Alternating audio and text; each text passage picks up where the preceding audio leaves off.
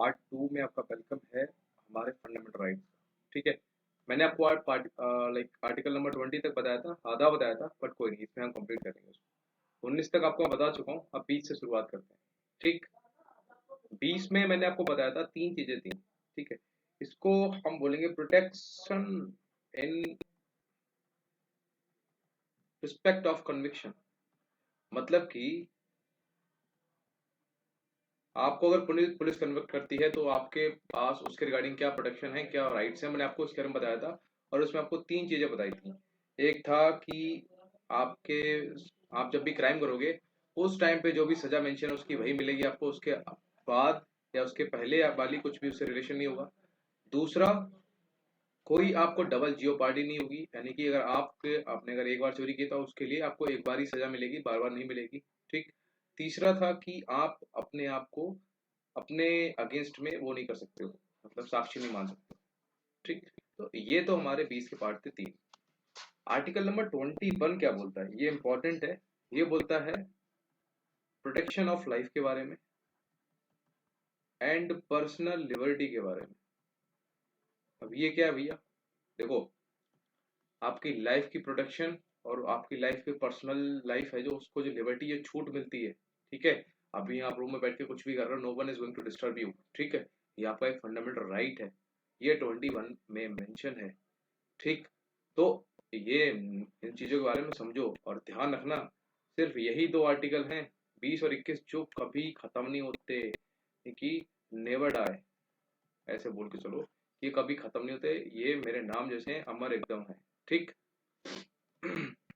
तो आर्टिकल 20 और 21 आप जहन में बांध लो, चाहे आपका नेशनल इमरजेंसी लग जाए, प्रेसिडेंट रूल लग जाए, चाहे मार्शियल लॉ लग जाए, कुछ भी लग जाए, ये आपको हमेशा मिलेंगे। ठीक है, प्रोटेक्शन ऑफ लाइफ एंड जो पर्सनल लिबर्टी है, इसमें मैं आपको बता दूं तो आपको इसमें बहुत सारी चीजें आती हैं। ठीक, अगर मैं आपको एक बेसिक इसका इंट्रोडक्शन दूं तो आपको समझ में आ जाएगा कि भैया आपके पास सेल्फ रिस्पेक्ट से, हम जो कहते हैं ना कि भैया एक पर्सन बंदे की सेल्फ रिस्पेक्ट होती है, तो वो यहीं से आती है।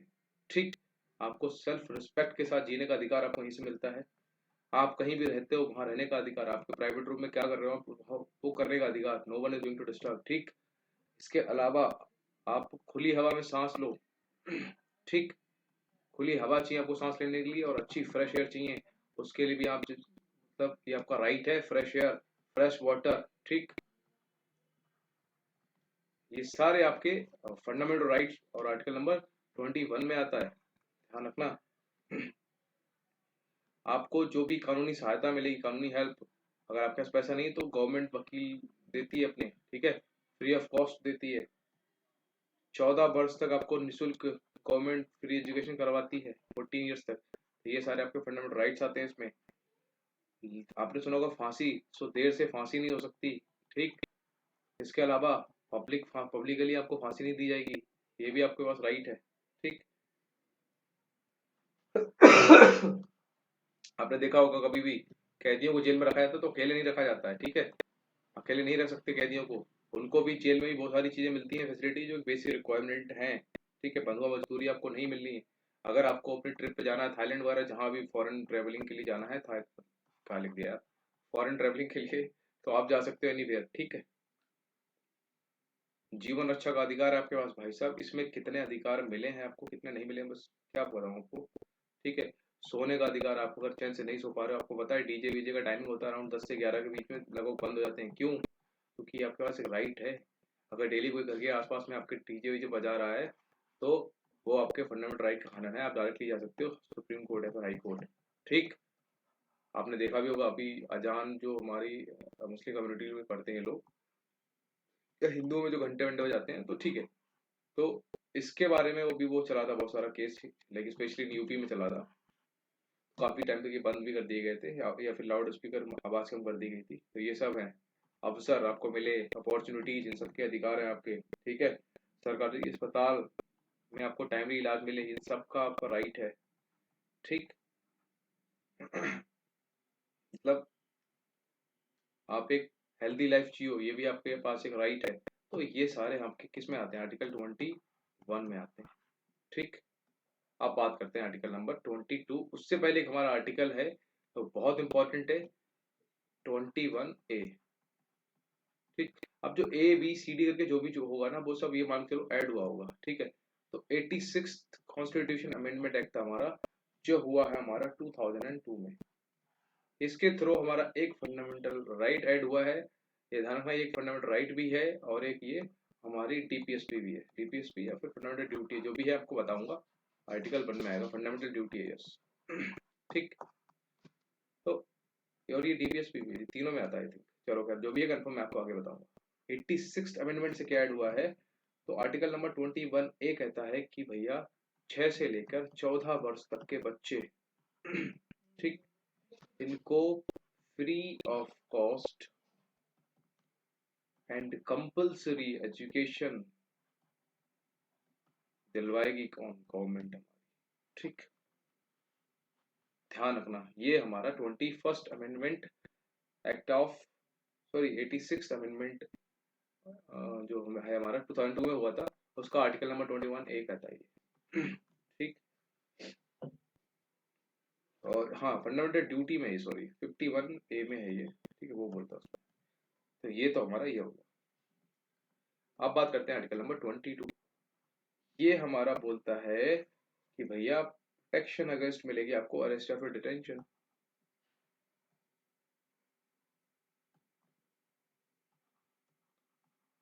प्रोटेक्शन अगेंस्ट अरेस्ट या आपको डिटेन करना है, बंदी बना लिया, बंदी मतलब लड़की नहीं, कैद कर लिया है, खैर।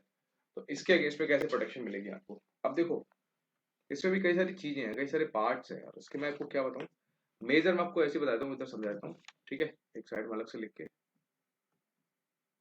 हाँ जी। तो आर्टिकल नंबर 22 आपको दो पार्ट्स में मिलेगा। एक होता है हमारा प्यूनिटिव डिटेंशन और एक होता है आपका प्रिवेंटिव। अब नाम से ही पता है यार, कुछ चीजें तो आपको बेसिकली पता होंगी कि पुलिस कभी, अब तो आपको इतने लापता लग गए, लॉ कानून तो पता लग ही गए, पुलिस आपके पास आए आपको पकड़े हथकड़ी लगाए, आप खुद से पूछ सकते हो कि हाँ भाई क्यों लगा रहे हो हथकड़ी, है ना। वो अलग बात है, चमाट वमाट पड़ जाए वो अलग बात है, पर ठीक है। तो पहला वाला पार्ट जो है प्यूनिटिव डिटेंशन, ये होता है आफ्टर क्राइम, ठीक, आफ्टर क्राइम होता है, और इसमें 24 घंटे के अंदर अंदर मजिस्ट्रेट के सामने पेशी होती है। समझ गए। जो प्रिवेंटिव डिटेंशन है ये होता है अरेस्ट, प्रिवेंट करने, कोई क्राइम होने वाला है, वो पता लग जाए, हमें डाउट है इस बंदे पे, हम उसको पकड़ लेंगे। आपने सुना होगा जम्मू कश्मीर में उन सभी को बंद कर दिया गया था, हाउस अरेस्ट कर दिया था, वो प्रिवेंटिव डिटेंशन था, ठीक। अरेस्ट कर लिया जाएगा बिफोर द क्राइम, क्राइम हुआ नहीं है उससे पहले ही, क्योंकि हमें क्राइम को रोकना है, ठीक।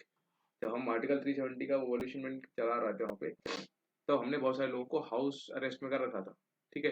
यानी कि वो क्या कर रहे थे, वो प्रिवेंटिव डिटेंशन था, क्योंकि वो लोग जाते भड़का देते भीड़ को और फिर वहाँ पे पंगे हो जाते, तो इसलिए वो किया गया था, ठीक। और ये क्राइम से पहले होता है हमेशा। अब आप बोलोगे कि सर इसमें क्या 24 घंटे में मजिस्ट्रेट के सामने पेशी नहीं है, जी नहीं, इसमें टाइम पीरियड आपके पास ज्यादा है, इसमें आप 3 मंथ में आप पेशी कराएंगे, ठीक। मजिस्ट्रेट के सामने जो पेशी है वो 3 महीने में आपको करानी है, तो आपने देखा भी होगा बाद में लोगों को छोड़ दिया गया था, ठीक। फिर क्या कर लोगे भैया, अब तो काम हो गया। सॉरी। तो मेजर तो यही है, आर्टिकल 22 यही बोलता है कि आपको गिरफ्तारी या फिर उससे भी संरक्षण मिलता है आपको, ठीक। आपको जब भी गिरफ्तार किया जाएगा सबसे पहले आपको बताया जाएगा कि आपको गिरफ्तार क्यों किया जा रहा है, ठीक, रीजन बताया जाएगा। जो भी विधि है लेडी के लिए, लेडी पुलिस होती है, आपने देखा भी होगा लेडी कॉन्स्टेबल्स वगैरह, ठीक। इसके अलावा 24 घंटे के अंदर अंदर आपको मजिस्ट्रेट पेशी दी जाएगी। इसमें जो ट्रैवलिंग टाइम होता है वो एक्सक्लूडेड होता है, ठीक है, ध्यान रखना।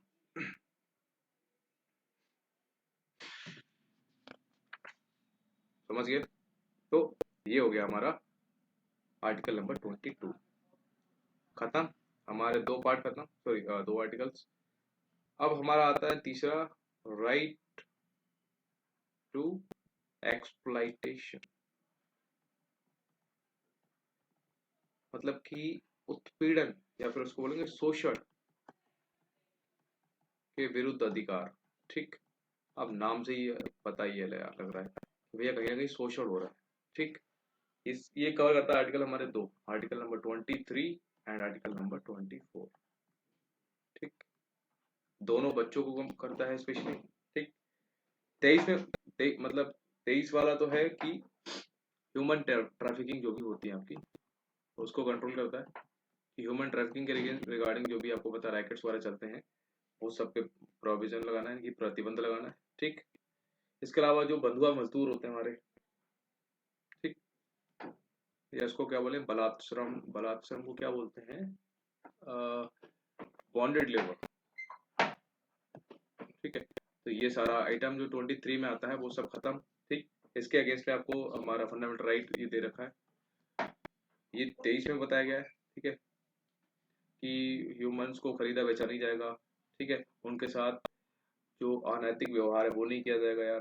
ठीक है, इसमें वेश्यावृत्ति वगैरह जो भी होती है हमारी वो सारी शामिल है। ठीक है, जो दास वाले जो पहले सिस्टम चलता था ना, स्लेवरी सिस्टम, वो सारा खत्म हो जाएगा। यानी कि ह्यूमंस की एक पर्सनल डिग्निटी है, उसको मेंटेन किया जाना चाहिए।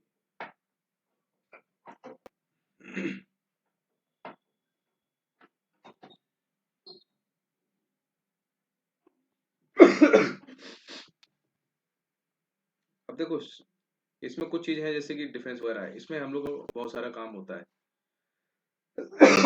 सॉरी, लेकिन वो क्या है, वो एक वॉलेंटरी काम है और वो एक स्टेट डिफाइंड है और वो एक एक्सेप्शन में भी है। ठीक, तो वो ये आप नहीं बोल सकते उसको। ठीक, फिर आर्टिकल नंबर 24 क्या बोलता है, बच्चों के लिए फैक्ट्रीज वगैरह होती हैं, जो केमिकल फैक्ट्रीज होती हैं, पटाखे वगैरह की फैक्ट्रीज, वहां पर जो चिल्ड्रन जो काम करते हैं, ठीक, उनको प्रोहिबिट करता है कि नहीं, वो कोई भी हजार्डस वर्क नहीं करेंगे। हजार्डस फैक्ट्रीज में, केमिकल्स की फैक्ट्रीज में बच्चे जो लेस देन 14 ईयर्स की एज के हैं वो काम नहीं करेंगे। ये प्रोटेक्शन मिलता है अंडर आर्टिकल 24 उनको। ठीक,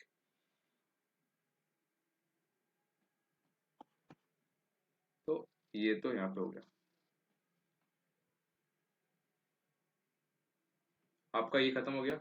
इसमें इतना ही था, बस दो ही आर्टिकल थे हमारे शोषण के विरुद्ध के अधिकार में, 23 और 24। 23 में ह्यूमन ट्रैफिकिंग को रोकना है और 24 में बच्चों के साथ जो भी इलीगल बच्चे जहाँ भी काम करते हैं हजार फैक्ट्रीज वगैरह में, वो रोकना है। ठीक, इसके बाद आता है आपका राइट टू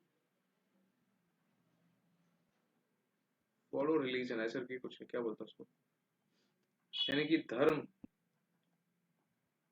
की फ्रीडम है आपके पास, धर्म की स्वतंत्रता के अधिकार है आपके पास।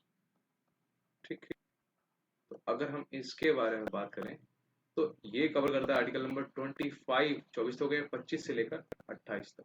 ठीक, एक एक के बारे में बात करें तो 25, 26, 27 और 28।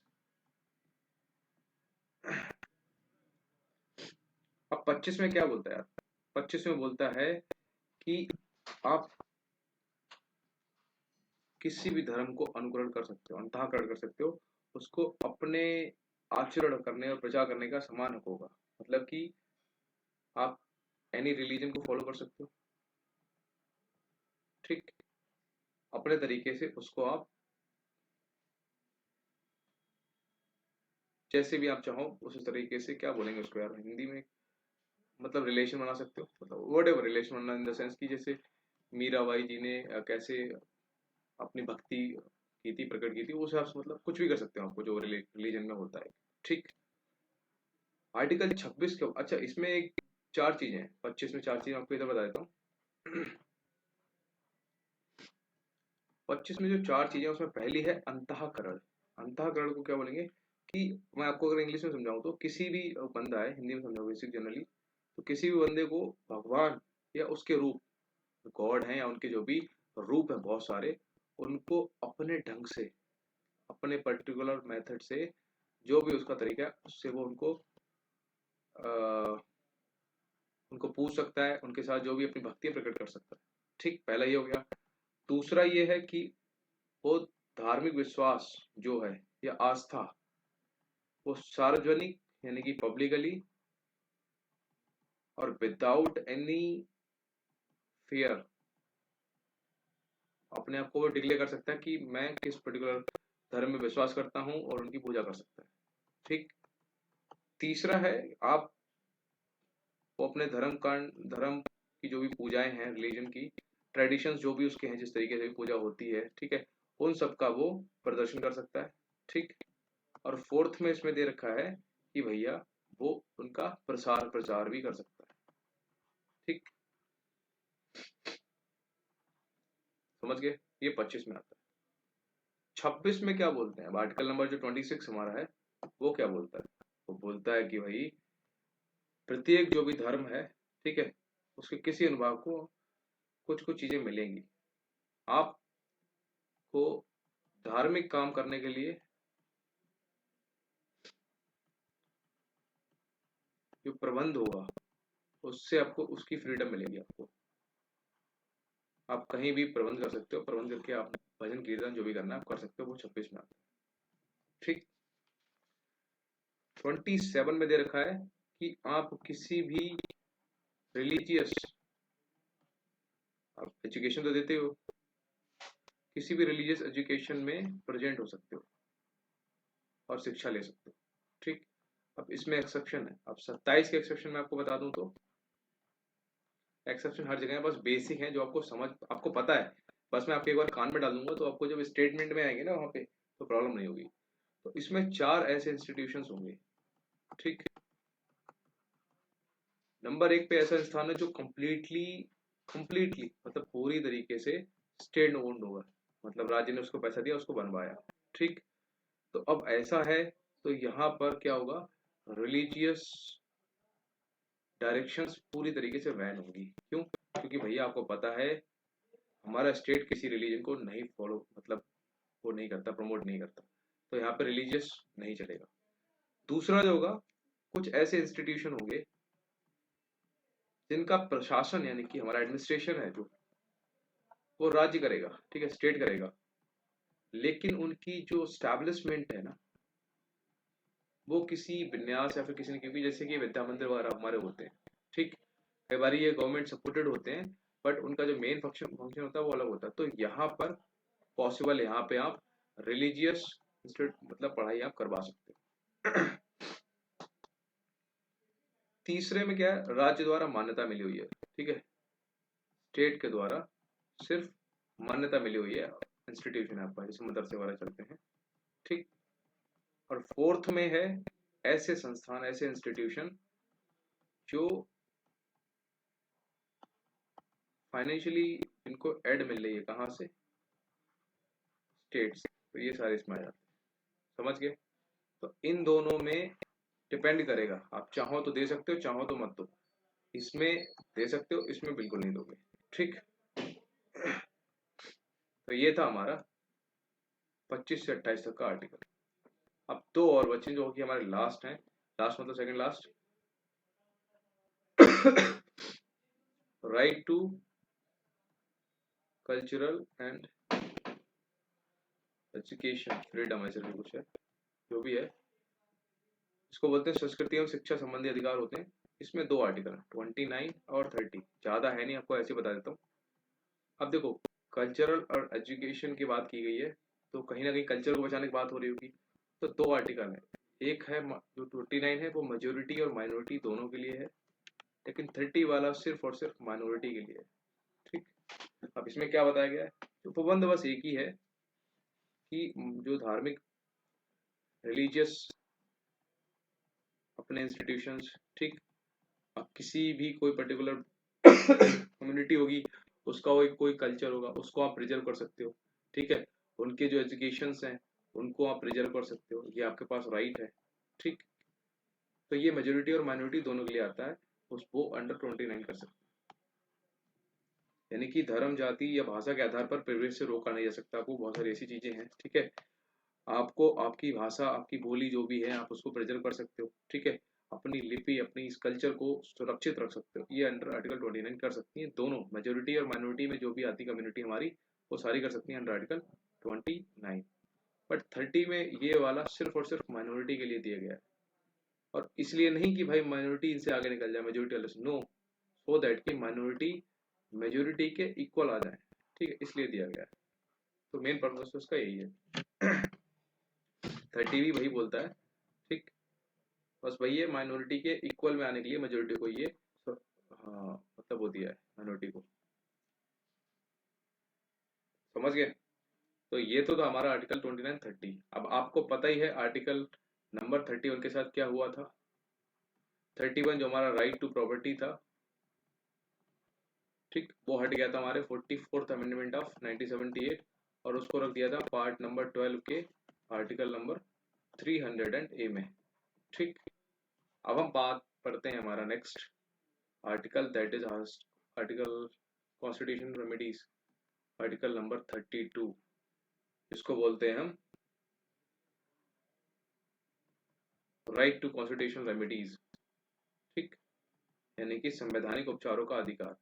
अब संवैधानिक उपचार का नाम क्यों दिया गया भैया, अब संविधान है, बीमार होगा तो दवा दी जाएगी, तो यहाँ से मिलेगी इसको दवा। दवा कौन देगी, रिट्स देंगी। रिट्स क्या होता है अब बताता हूँ लेकिन उससे पहले ये समझ लो कि जो कॉन्स्टिट्यूशन रेमेडीज है ना, इसको हमारे भीमराव अंबेडकर साहब ने बोला था heart and soul of constitution. और मैंने आपको पिछली वीडियो में बताया था, पिछले से पिछली वीडियो में, इफ यू नॉट रिमेम्बर, मतलब जब मैं पढ़ा रहा था आपको हमारा प्रियम्बल की, वहां पर की नोट एन के पालकी वाला थे, कौन थे जिन्होंने बोला था सोल ऑफ कॉन्स्टिट्यूशन हमारे प्रियम्बल को। तो यहाँ पर heart and soul of constitution क्या है हमारा, as per Bhimrao Ambedkar constitution remedies. तो ध्यान रखना वो पूछ क्या बात रहा है भाई। ठीक, तो याद रखना। तो आर्टिकल 32 में यही बात है। ठीक, अब हम एक एक करके बात पढ़ते हैं, लेकिन रिट्स के बारे में पढ़ते हैं सबसे पहले। ठीक, तो चलो रिट्स को ऑर्डर लेते हैं एक एक करके।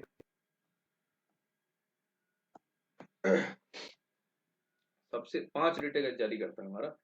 सबसे पहली हमारी हेबियस कॉर्पस,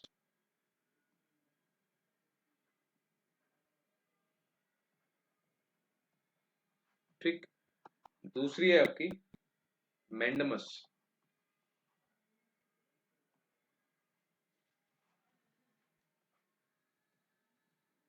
तीसरी है आपकी प्रोहिबिशन, चौथी है आपकी सर्टियोरेरी,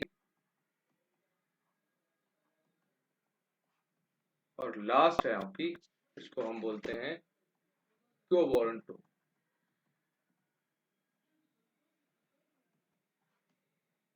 देखो मैंने आपको पहले बता चुका हूं कि हमारी जो रिट्स हैं ये जारी हमारा दोनों कर सकते हैं, हमारे हाई कोर्ट भी कर सकता है, हमारा सुप्रीम कोर्ट भी कर सकता है, दोनों के पास पावर है। ठीक, सुप्रीम कोर्ट जारी करेगा अंडर आर्टिकल 32, हाई कोर्ट जारी करेगा अंडर आर्टिकल 226। ये जारी क्यों करेगा, क्योंकि हम लोग जाएंगे सुप्रीम कोर्ट या फिर हाई कोर्ट, इसलिए क्योंकि हमारे फंडामेंटल राइट्स का वायलेशन कहीं ना कहीं हुआ होगा। मान लो हमको खुली हवा नहीं मिली, हम चले गए supreme court, sorry high court. High court ने अंडर आर्टिकल 226 एक रिट निकाली और पटक दिया इनमें से, जिसमें भी सेक्शन में आएगा हम पढ़ेंगे इन रिट्स के बारे में। मान लो आपको फंडामेंटल राइट आपका हर कौन सा हो गया, 21, नहीं 20 ठीक, पुलिस ने आपको डिटेन कर लिया, 21 ले लो चलो, 24 घंटे तक उसने पेशी नहीं की। आपके फैमिली से कोई गया हाई कोर्ट कि भाई साहब मेरे यहाँ का बंदा बनता है, 24 घंटे पेशी नहीं की, हमारा फंडामेंटल राइट्स खत्म हो रहा है। हाई कोर्ट रिट जारी करेगा, कौन सी, हेबियस कार्पस।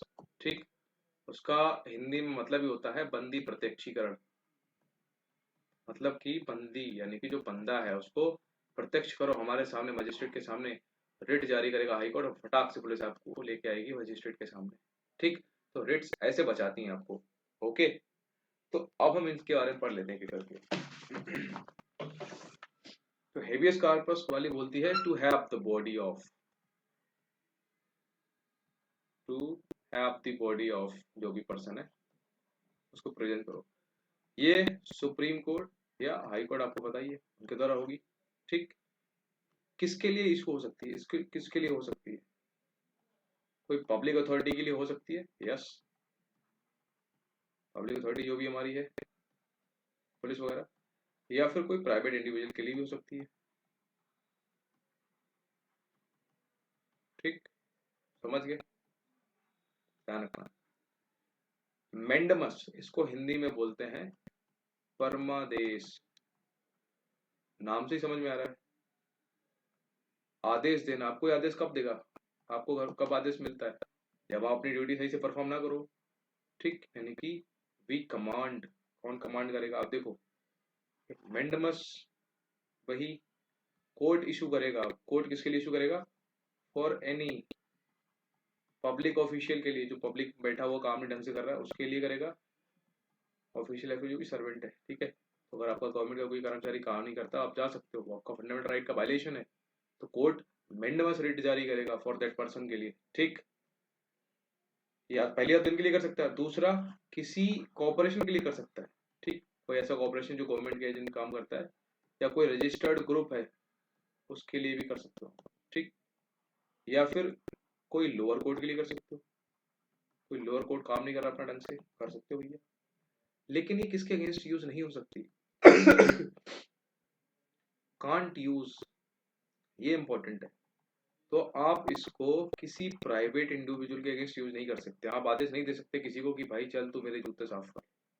ठीक, और दूसरा, आप जो ड्यूटी अपनी मर्जी से करते हैं, आप उसको नहीं बोल सकते कि आज तो ड्यूटी पे क्यों नहीं आया। जैसे कि आपने देखा होगा वैसे बहुत बार रोड पे आके वो अपना डांस वांस करके अपना वो कराते हैं, ट्रैफिक क्लियर कराते हैं, तो वो क्या कर रहे हैं? वो वॉलंटरली अपनी ड्यूटी कर रहे हैं। आप उनको घर पे जाके नहीं बोल सकते कि नहीं साला तूने आज डांस नहीं किया। No, you can not. ठीक, यानी कि रिट वो जारी नहीं कर सकते हमारी मेंडमस कोर्ट। किसके लिए? इन दो लोगों के लिए, बाकी इनके लिए करेगी। ठीक, समझ गए? तीसरा हमारा प्रोहिबिशन, इसको हिंदी में बोलते हैं प्रतिषेध, यानी कि रोकना। अब किसी को आप रोकोगे कब? जब वो अपनी औकात से बाहर चला जाएगा ना। ठीक, यानी कि ये जनरली हायर कोर्ट करेगा इशू, किसके लिए? लोअर कोर्ट के लिए। अब वो हायर कोर्ट कोई भी हो सकता है, हाई कोर्ट या सुप्रीम कोर्ट। अगर सुप्रीम कोर्ट है तो वो लोअर कोर्ट क्या हो जाएगा? High court. अगर हाई कोर्ट है तो लोअर कोर्ट क्या हो जाएगा? हमारा डिस्ट्रिक्ट कोर्ट। ठीक, समझ गए? और क्यों करेगा? क्योंकि वो उस कोर्ट को उसकी लिमिट बताएगा। ठीक है, तब उस कोर्ट को रोकेगा कि भाई चलो ठीक है, फांसी देना जिला डिस्ट्रिक्ट जो भी हमारा कोर्ट है उसमें नहीं आता है तो तुम उसमें मत जाओ। ठीक, ध्यान रखना, ये सिर्फ ओनली प्रिवेंट करेगी, रोकेगी, क्योर नहीं करेगी। इस रिट के थ्रू आपको सिर्फ प्रिवेंशन मिलेगा, क्योर नहीं मिलेगा।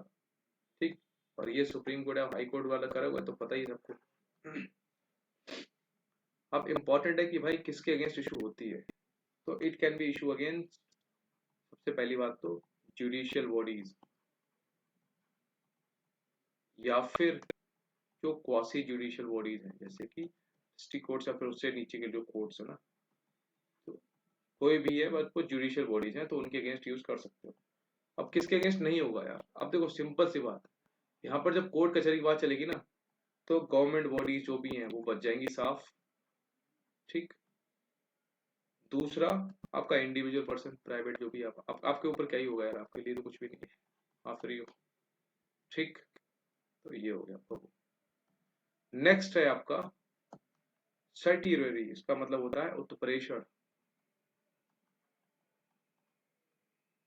उत्प्रेषण की बात करें तो भैया, कोई भी मामला जो पीड़ित कब होता है? जब बंदा लंबा मामला खिंच गया। टू बी इन्फॉर्म्ड, इन्फॉर्म करो भैया। क्यों? क्योंकि मामला बहुत लंबा, तारीख पे तारीख मिल रही है। ठीक है, यानी कि जो लंबित मामले होते हैं ना, खिंचने वाले मामले, कोर्ट में आपने डाल दिया और खिंचा पड़ा है, तारीख पता नहीं लग रही कब आएगा, तो ये तब जारी किया जाता है किसके द्वारा? हायर कोर्ट के द्वारा। किसको? लोअर कोर्ट को, ये बताने के लिए कि ये मामला बहुत खिंच गया है, या तो उसको तुम देखो, otherwise send transfer this to me. ठीक, तो again can be issue against किसके? नंबर एक, जुडिशियल बॉडीज या क्वासी जुडिशियल। ठीक, लिख लेना। और नेक्स्ट हमारा एडमिनिस्ट्रेशन, एडमिनिस्ट्रेटिव जो भी बॉडीज होती है ना, कई बार वो भी आपके मामले को खींच देती हैं, तो उनके अगेंस्ट भी आप यूज कर सकते हो। और कोई प्राइवेट बंदा है उसके अगेंस्ट नहीं कर सकते हो, कांट। प्राइवेट वाले तो अब सेफ बचे हुए इसमें। ठीक, समझ गए। Last is your writ, that is क्यो वारंटो, हिंदी में बोलते हैं अधिकार परीक्षा। आपके पास अधिकार है, आप पूछ सकते हो। क्या पूछोगे? देखो भैया, बाई व्हाट अथॉरिटी, कैसे बैठे हो यहाँ पे इस जगह पे, आपके पास क्या अथॉरिटी है। ठीक है, तो कोर्ट ये कर सकता है, कोर्ट ही करेगा जारी। तो कोर्ट किसी भी पब्लिक से पूछेगा, पब्लिक सर्वेंट से, प्राइवेट से नहीं जाके पूछेगा। कोर्ट पब्लिक सर्वेंट से उसकी जॉब की या उसकी जो भी कुर्सी, जो भी पद पर बैठा है, उसका लीगैलिटी चेक करवाने के लिए पूछ सकता है, लीगैलिटी को प्रूफ करने के लिए बोल सकता है कि बंदा जो बैठा है, ऐसा तो नहीं कि पैसे वैसे दे के आया और प्रूफ मांगेगा उससे। ठीक है, तो it can be issue against वही पब्लिक ऑफिस, तो कोई बंदा है उसके अगेंस्ट हो जाएगा, यानी कि गवर्नमेंट बॉडी। नंबर दूसरा, एनी गवर्नमेंट पोस्ट। या तीसरा, एनीबॉडी मेड बाय कॉन्स्टिट्यूशन। आपको बहुत सारी ऐसी बॉडीज भी हमारे से बनेगी, बताऊंगा आपको, ये सारे कमीशन वो तो वो किसी कॉन्स्टिट्यूशन से बने हैं या फिर एक्ट ऑफ पार्लियामेंट। अब एक्ट ऑफ पार्लियामेंट से क्या होता है, टेम्पररी बनती हैं, परमानेंट कमेटीज बनती हैं, उन सब के बारे में बात करेंगे।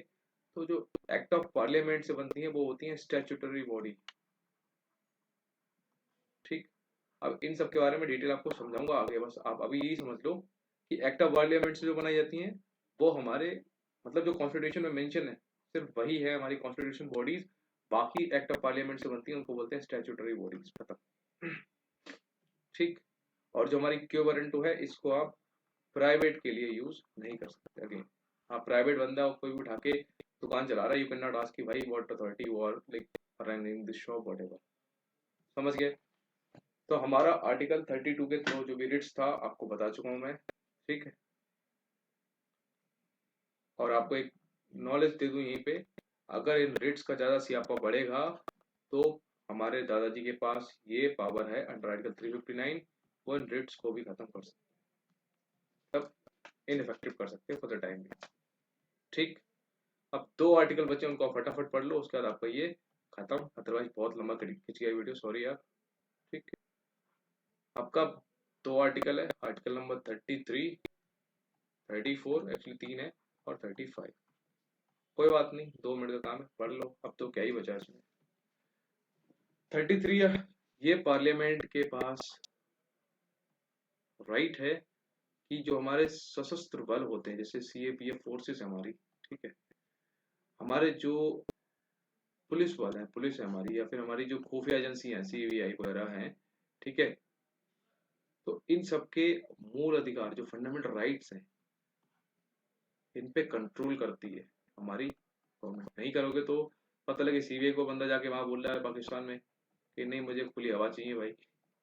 हाँ चाहिए भाई, क्यों? No, you are in service, you can not. खैर, तो ये सर्विसेज के लिए पार्लियामेंट के पास पावर है कि इन फोर्सेस के अंडर आने वाले बंदों का जो भी है फंडामेंटल राइट्स, उस पर फुल कंट्रोल होगा हमारी पार्लियामेंट का। ठीक है, उनके लिए फंडामेंटल राइट्स का वायलेशन वायलेशन नहीं माना जाएगा, मेन बात यही है। ठीक, इसमें बीएसएफ वगैरह सारी फोर्स आती हैं, आपको पता है सीएपीएफ फोर्सेस में 5 फोर्स आती है आपकी।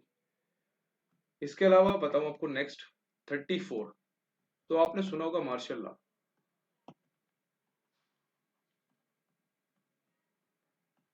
मार्शल लॉ, एंड वहां पर आपके फंडामेंटल राइट्स क्या होते हैं? जीरो। मार्शल लॉ में आपके फंडामेंटल राइट्स जीरो हो जाते हैं, इनफेक्टिव हो जाते हैं। और मार्शल लॉ कहीं इंडिया में लगाना है तो आर्टिकल 34 यूज करके मार्शल लॉ लगाया जा सकता है, ध्यान रखना।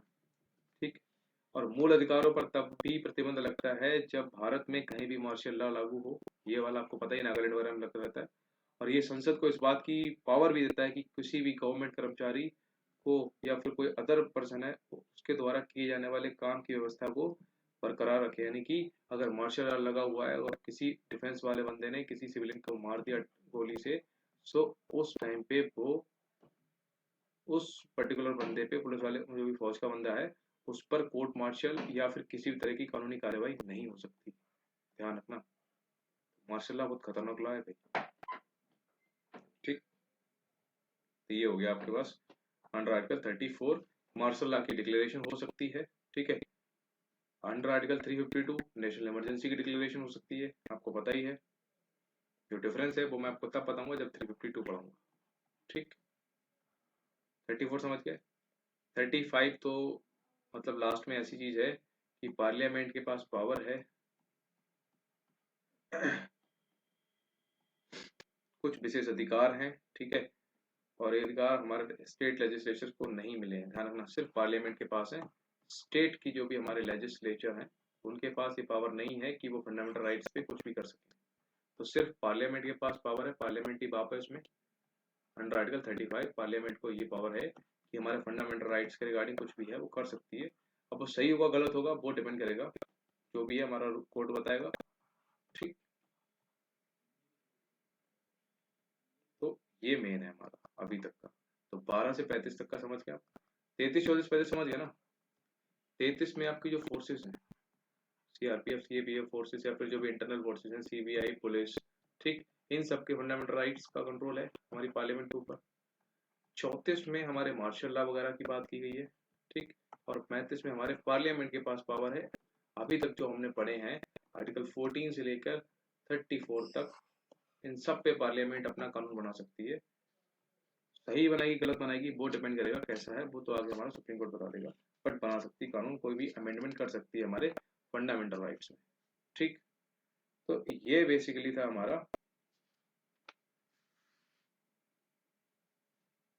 Fundamental rights.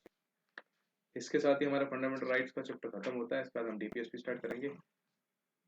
इसमें आई डोंट थिंक कि मैंने ज़्यादा कुछ छोड़ा है, अगर एक दो चीज़ें छूट गई तो बाकी धीरे धीरे कवर होती रहेंगी। पॉलिटी बहुत अच्छी सब्जेक्ट है, पढ़ोगे इंटरेस्ट आएगा आपको, डैम श्योर। ठीक, नेक्स्ट वीडियो में हम डीपीएसपी एंड फंडामेंटल ड्यूटीज के बारे में बात करेंगे। ठीक, टेंशन ना आपको, बहुत जल्दी खत्म कर दूंगा यार आपका ये सेंटेंस लाइक जो भी है। लेकिन इसमें ध्यान रखना, मैंने जो आपको आर्टिकल बताया ना, बाई हार्ट 1 से लेकर एटलीस्ट 80 तक तो बाई हार्ट रट लेना, एक एक आएगा। मतलब सीधे क्वेश्चन बनता है सीडीएस में, सीधे, इधर उधर भी नहीं होगा यार। ठीक, तो फंडामेंटल राइट्स को तो रट लेना। पार्ट जो बता रहा हूँ पार्ट्स के अंदर, पार्ट का नाम, उस पार्ट में क्या आ रहा है, पार्ट 2 क्या है, सिटीजनशिप है, कौन कौन से आर्टिकल कवर करता है, 5 से लेकर 11 तक जो भी है आपको ये सारा पता होना चाहिए। ठीक, सीधे क्वेश्चन बनेगा यहाँ से। बाकी मिलते हैं नेक्स्ट वीडियो में, तब तक के लिए सबका खैर एंड गुड नाइट।